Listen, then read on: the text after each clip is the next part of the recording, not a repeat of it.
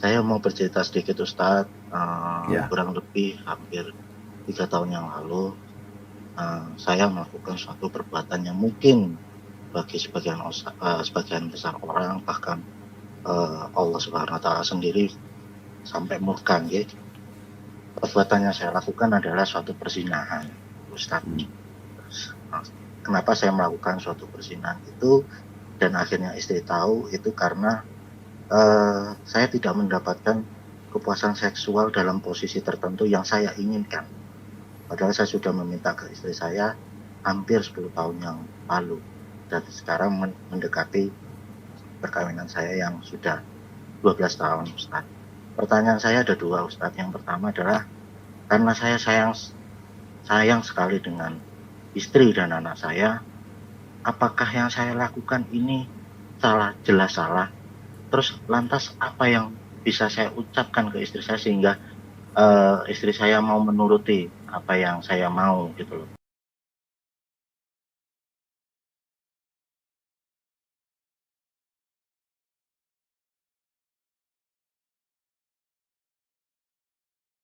Sebelum saya jawab, saya mau tanya dulu. Bapak sudah membahasakan ke istri, dan saya mau tanya, respon istri seperti apa? Respon istri pertama shock Ustadz, terus yang kedua terus Bukan masalah perzinahannya. Masalah yang Bapak inginkan tadi. Bapak kan bilang karena saya tidak puas dengan ada gerakan yang saya inginkan dalam biologis, istri saya tidak mau ikut lakukan. Begitu kan? betul. Baik. Waktu Bapak minta gerakan itu, istri nolak atau gimana? Awal menolak Ustadz, terus kedua karena saya agak tegas, kemudian istri mau melakukan, tapi kalau melakukan dengan suatu paksaan kan akhirnya menjadi tidak enak Ustadz. Tapi intinya istri melakukan, Pak, ya? Betul. Baik, Bapak pernah tanya nggak ke istri, kenapa dia tidak mau melakukan? Karena kan gini, Pak, interaksi biologis kan tuh indah, ya. Allah jadikan tuh sebuah kenikmatan, kan. Orang bersentuhan, orang berciuman, orang meletakkan kemaluan itu kan kenikmatan. Karena kalau Allah tidak kasih kenikmatan, mungkin tidak akan ada populasi manusia, kan, Pak, ya. Makanya pernah waktu Nabi SAW mengatakan, di kemaluan kalian ada sedekah, ada pahala besar. Maka ada sahabat yang bertanya, ya Rasulullah, apakah kami menggauli istri kami sudah dapat kenikmatan, dapat pahala lagi? Jadi sebenarnya itu memang ada kenikmatannya. Plus lagi ada pahala, gitu kan. Jadi, Bapak lebih baik muhasabah, introspeksi diri, kenapa istri tidak mau lakukan? Mungkin, maaf, dia merasakan rasa sakit dengan gaya yang Bapak mau misalnya. Maaf, ini saya bahasakannya. Atau mungkin dia risih karena dia merasa ada sesuatu yang dia tidak percaya diri, gitu kan. Misal contoh. Nah, ini perlu dikonsultasikan atau dibicarakan baik-baik. Jadi biar dia sampaikan apa sebabnya, karena satu keindahan, satu kenikmatan yang tidak melakukan itu jadi tanda tanya, kenapa gitu kan. Nah, itu perlu Bapak tanyakan ini. Apa Bapak sudah pernah tanyakan ke istri, kenapa dia tidak mau lakukan gitu? Karena tidak mau Ustadz. Oke, saya mau tanya Mbak, maaf lebih dalam. Yang Bapak minta ini haram atau halal dalam agama? Insya Allah halal Ustadz. Baik, saya perlu jelaskan Pak, ya. Kalau meletakkan kemaluan di dalam dubur, hukumnya haram. Tidak, saya tidak Itu mau. yang pertama. Yang kedua, meletakkan kemaluan di dalam kemaluan lagi haid dan nifas haram. Tidak, saya tidak. Berarti tidak, ya? Oke, selain daripada ini berarti yang Bapak minta, ya? Iya, betul. Baik. Berarti memang kalau itu saya jawab dulu pertanyaan pertama ini. Ini maaf saya lebih detail bertanya supaya nanti apa yang saya sampaikan sesuai dengan yang Bapak harapkan, ya. Pertama sekali istri salah. Istri Bapak salah. Kenapa dia tidak mau patuhi Bapak dalam masalah ini? Sementara yang Bapak minta bukan hal yang diharamkan dalam agama Islam. Sementara Allah SWT mengatakan dalam surah Al-Baqarah, A'udzu billahi minasyaitonir rajim, nisa'ukum harthun lakum fa'tu harthakum anna syi'tum wa qaddimu li anfusikum. Artinya, para istri adalah ladang kalian, maka datangilah mereka, datangilah ladang kalian semau kalian dan dahulukan diri kalian. Maksudnya bisa saja kalau kita mau minta dia di atas, kita di atas, di balik belakang, itu tidak ada larangan dalam Islam. Semua itu dibolehkan dalam Islam. Selama bukan tadi meletakkan kemaluan Anda di dalam dubur atau meletakkan kemaluan di kemaluan dari haid dan nifas. Gitu. Jadi itu harusnya beliau harus patuh dalam masalah ini. Dan tidak boleh sama sekali melanggar ini, ya. Kecuali punya udzur syar'i. Contoh misal, mohon maaf Pak, mungkin dengan gaya yang Bapak harapkan, ternyata dia merasa sakit. Ya. Kan begitu. Walaupun kita tidak perlu rincikan bapak mau seperti apa gayanya, tapi ada sebagian mungkin wanita atau orang mungkin tulangnya sakit, mungkin ototnya kadang-kadang sering kejang, ya itu kan berpengaruh Pak ya. Mungkin bapak mau minta dia tekuk, akhirnya dia rasa sakit, dan itu kan bisa saja. Makanya tadi saya bilang harus dikomunikasikan dengan baik dan tidak boleh dengan tegas ini Pak. Ya, dalam interaksi biologis nggak ada istilah tegas Pak. Interaksi biologis ini karena dia romantis ya, itu resepnya itu apa? Bumbu-bumbunya ya, romantis, tutur kata yang santun, tatapan mata yang syahdu, jaman tangan yang lembut. Itu memang harus begitu, penampilan yang menarik, bau badan yang wangi. Nah ini bumbunya, baru biologisnya indah itu.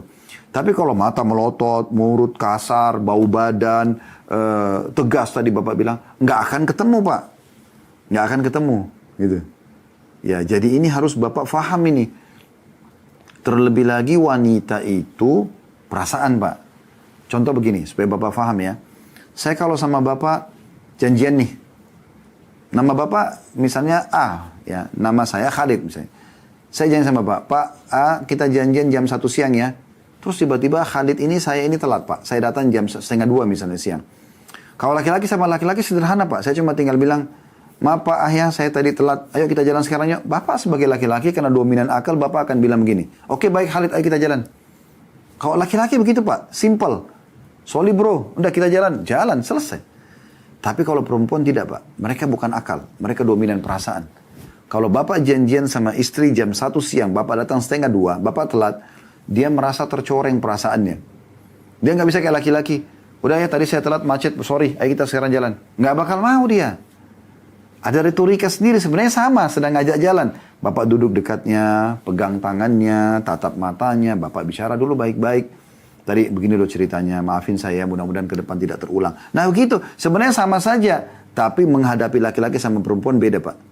Nah itu kalau cuma janjian telat. Bagaimana kalau Bapak sedang mau menyentuh badan dia, menyentuh kemaluan dia. Itu lebih sensitif Pak. Bisa ditangkap ya? Ya, jadi ini pesannya penting Pak, karena ini masalah mungkin jarang dibahas di pengajian-pengajian, tapi ini masalah keromantisan, hormatisan perlu kita ketahui, sehingga bagaimana Bapak itu menjadi seorang figur suami yang kalau Bapak lagi tidak ada, dirinduin sama istri. Nah itu kenapa? Karena kelembutan Bapak, kesantunan Bapak, ya. Bapak juga puasin dia semampu Bapak, itu semua akan ada efeknya besar sekali. Tapi kalau Bapak menjadi seorang figur laki-laki yang dikenal tegas, keras, ya, berwibawa di depan istri. Ada saatnya itu ya, ada saatnya kita tegas di saat-saat itu, tidak semuanya. Karena wanita dominan perasaan. Nanti dia kalau Bapak keluar dia bersyukur. Syukurlah dia sudah tidak ada di rumah. Karena orangnya kalau masuk pasti melotot, pasti marah-marah, pasti segala macam. Nah ini juga efeknya panjang Pak ini. Efeknya panjang. Efeknya juga kepada pelayanan biologis Pak. Kalau Anda betul-betul membuat istri Anda merasa sangat nyaman dengan Anda Pak ya. Komunikasi, fasilitas semampu Anda ya, makanan, minuman, pakaian, segala macam, muamalah Anda, maka yakin Pak, pasti Anda datang ke rumah, dia sudah mandi, dia sudah pakai baju tidur, dia wangi, dia siap melayani Anda, karena memang yang dia sambut ini seorang pangeran yang dia rindukan Pak, karena muamalah Bapak selama ini baik. Jelas Pak ya? Baik, nanti Bapak yang terapkan dalam kehidupan, ini yang saya maksudkan. Baik, saya mau tambahkan, ini masih pertanyaan pertama ya Pak. Jadi istri Bapak salah, tapi ini cara bermuamalah dengan beliau. Sisi yang lain Bapak salah. Bapak salah karena hanya merasa ada 1-2 gaya yang Bapak mau dalam biologis, kemudian tidak terpenuhi, Bapak larikan ke perzinahan. Ini keliru Pak. Tidak bisa ini jadi hujan, tidak bisa jadi argumen Bapak mengatakan, oh saya berzina karena istri saya nggak mau patuhin saya. Nggak bisa Pak. Tidak usah kita bicara 1-2 gaya yang Bapak mau yang tidak dipenuhi. Dia tidak layani biologis Bapak saja. Misalnya dia stroke. Dia sakit, kanker, na'udzubillah rahim misalnya. Dia memang tidak mau melayani, dia membangkang. Tetap Bapak tidak boleh berzina. Tidak boleh, zina haram dalam Islam. Dan termasuk dalam 7 induk dosa besar yang membinasakan. Yang Nabi SAW sebut dalam hadis. Lalu bagaimana solusinya? Bapak bisa menikah. Kalau Bapak memang mau lampiaskan ke orang lain. Poligami, itu lain. Itu mungkin masih bisa terbuka pintunya. Tapi saran kami bukan begitu Pak. Saran kami bukan begitu. Terbukti sekarang Allah membuat Bapak menyesal dan Bapak bertanya kan? Ya. Dan tadi saya sengaja tidak tanya nama Bapak supaya memang ini tertutup Pak. Kita tidak mau ini terbuka. Yang penting suara terdengar, cuma memang jadi pelajaran juga bagi teman-teman kita yang lain yang hadir dalam acara ini. Maka saya tetap mengatakan Bapak salah, Bapak wajib bertobat nasuha kepada Allah SWT dengan perzinahan itu. Dan perasaan penyesal ini dan merasa Allah murka, orang-orang menganggap itu besar, itu memang benar Pak. Itu justru datangnya dari Allah supaya seorang mukmin merasa ini bersalah dan meninggalkannya. Ya. Baik, itu poin. Jawaban yang lain masih di pertanyaan pertama, apa yang Bapak harus lakukan? Tadi Bapak begitu ya, apa yang saya harus lakukan dengan istri saya ini supaya dia mau melakukan? Tadi sudah saya singgung sedikit Pak. Coba Bapak buat suasana agak berbeda sedikit. Kayak misalnya Bapak lagi datang ke rumah, misal sekarang Bapak lagi di kantor nih, Bapak sebentar mau pulang ke rumah. Kira-kira apa sih yang istri paling suka, makanan kesukaannya misalnya? Bapak mampir beli, atau Bapak belikan dia parfum kesukaannya, atau Bapak beliin bunga, atau apa saja yang kira-kira bisa menyentuh perasaan wanita. Bapak pulang lalu kemudian Bapak buat ya kejutan buat dia, Bapak kasih dia gitu, hadiah. Buat dia senang dulu ya. Setelah dia senang, dia terima kasih segala macam gitu. Ya. Terus Bapak duduk gitu kan. Terus Bapak coba bahasakan sebagai bahasa laki-laki lah. Bagaimana Bapak itu kangen sama dia. Terus Bapak coba kenang satu interaksi biologis yang paling Bapak anggap sukses. Misalnya ya. Ingat gak waktu itu kita waktu di Bandung. Kita waktu di sini, kita waktu di sini. Itu kok saya luar biasa gitu. Merasa kayak nyaman sekali. Bisa nggak ya kalau sekarang kita gitu lagi nggak gitu. Jadi Bapak bukan sedang nyalain dia Pak. Tapi Bapak sedang membuat dia masuk ke khayalan dia apa yang pernah dia lakukan yang terbaik menurut Bapak dan Bapak puji gitu. Semoga saja pada saat itu dia bilang, oh iya bisa ya. Misal contoh. Nah Bapak interaksilah sama dia dan Bapak jangan sama sekali tunjukkan sikap-sikap seperti yang kemarin tegas. Saya mau begini, harus begini. Enggak. Sentuh pun dia dengan penuh kelembutan Pak gitu. Nah kalau dia sudah melakukan walaupun cuma 30% atau 50% dari yang Bapak harapkan, Bapak puji dia. Wanita itu suka pujian Pak. Beda dengan kita. Laki-laki kita nih walaupun kita sudah tiap hari bantuin tulang kerja, kasih uang istri anak. Banyak pun kita nggak butuh dikatakan, oh terima kasih. Kita biasa aja laki-laki. Kalau perempuan nggak seperti itu. Dia suka dipuji. Kalau ada sesuatu yang dia lakukan walaupun kecil, dia berharap itu kayak jadi sesuatu yang besar gitu. Ya Bapak puji aja. Tidak ada ruginya puji. Bahkan dalam memuji pasangan boleh berbohong Pak. Ya. Oh tadi itu luar biasa, saya betul-betul merasa puas. Sebenarnya Bapak kurang puas. Itu bisa. Nanti tinggal kita kembangin lagi ya. Nah, jadi sebenarnya tujuannya sama. Supaya istri bisa memenuhi apa yang Bapak inginkan. Tapi dengan retorika yang tepat untuk menghadapi wanita. Allahu a'lam. Begitu Pak ya. Lantas kira-kira. Baik ini yang pertama ya. Pertanyaan keduanya tadi apa? Lantas kira-kira. Jujur saya maaf Ustaz, agak bindeng karena saya terharu dengan Ustaz berkata seperti itu. Lantas kira-kira apa yang mungkin atau bisa kemungkinan terjadi pada anak saya, karena jujur saya mempunyai anak perempuan dan saya juga mempunyai anak laki-laki, karena saya takut banget terhadap anak perempuan saya nanti ke depannya terjadi kenapa-napa. Karena kesalahan maksudnya karena perzinahan Bapak gitu ya? Betul. Baik. Bapak taubat nasuha Pak. Bapak taubat nasuha. Nabi SAW bersabda, at-taubah tajubbu ma qablaha. Taubat itu akan membersihkan semua kesalahan yang lalu, termasuk bekas-bekasnya Pak. Dengan izin kalau Bapak tulus, sebagaimana Imam Nawawi rahimahullah mengatakan, taubat nasuha dengan 3 syarat. Meninggalkan dosa itu seketika. Bapak pernah berzina, berhenti. Yang kedua sesali. Yang ketiga berjanji sama Allah, antara Bapak sama Allah saja berdua, janji tidak akan mengulanginya. Insya Allah dengan 3 syarat ini Bapak tulus, dimaafkan kesalahan Bapak, dan tidak akan berefek kepada anak-anak. Merasa najis kalau sumpamanya saya sholat gitu bertobat kepada. Tidak boleh Pak, tidak boleh. Itu was-was syaitan. Saya gitu kadang jangan Bapak jangan merasa, maaf saya potong dulu.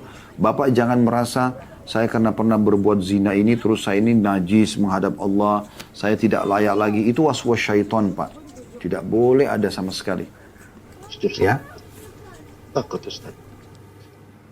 Kenapa? Saya takut. Saya takut mengucap seperti itu karena saya tahu tujuh perbuatan dosa yang ada di Al-Quran itu, salah satunya perzinahan, itu yang membuat saya takut untuk. Baik, Bapak sekarang sudah taubat belum sama Allah, pada Allah? Saya hanya melakukan kewajiban sholat, terus kemudian doa seperti biasa.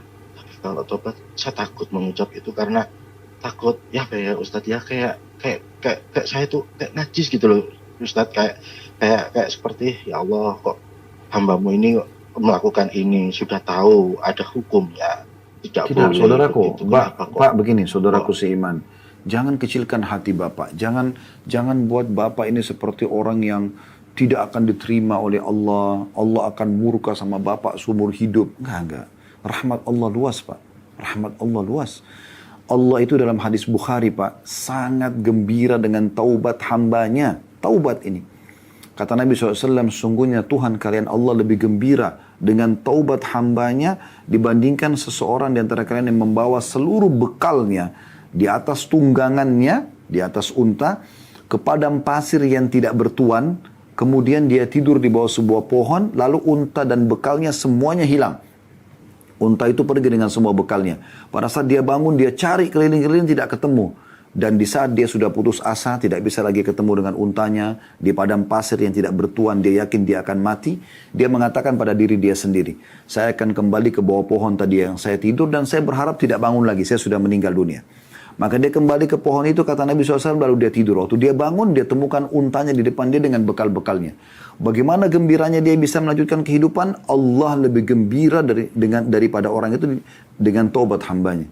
Allah itu gembira kalau Bapak taubat. Jadi jangan bersangka buruk dengan Allah SWT. Kita semua pernah berbuat dosa, Pak. Bukan cuma Bapak, semua orang pernah berbuat dosa. Tapi dosanya berbeda-beda gitu kan. Tapi kita dalam Islam dianjurkan untuk tidak bersangka buruk dengan Allah dan yakin rahmat Allah luas. Rasa takut yang muncul dalam hati itu tanda keimanan, Pak. Itu karena Allah menanamkan dalam hati seorang hambanya supaya dia mau bertobat. Jadi Bapak harus rangkul itu dengan taubat. Sekarang antara Bapak sama Allah SWT, Bapak tinggalkan perbuatan itu. Ini kan sekarang Bapak sudah nyesal nih. Karena Bapak merasa dosa, Bapak merasa ketakutan. Oke. Sekarang tinggal Bapak bilang, ya Allah bantu hambamu ini supaya tidak mengulanginya. Udah, Bapak setelah itu beristighfar kepada Allah Subhanahu Wa Taala. Lalu Bapak lakukan apa yang Bapak lakukan sekarang dari ibadah-ibadah. Ya, begitu ya Pak? Terima kasih Ustaz. Terima kasih. Baik, sama-sama. Assalamualaikum warahmatullahi wabarakatuh. Waalaikumsalam warahmatullahi wabarakatuh.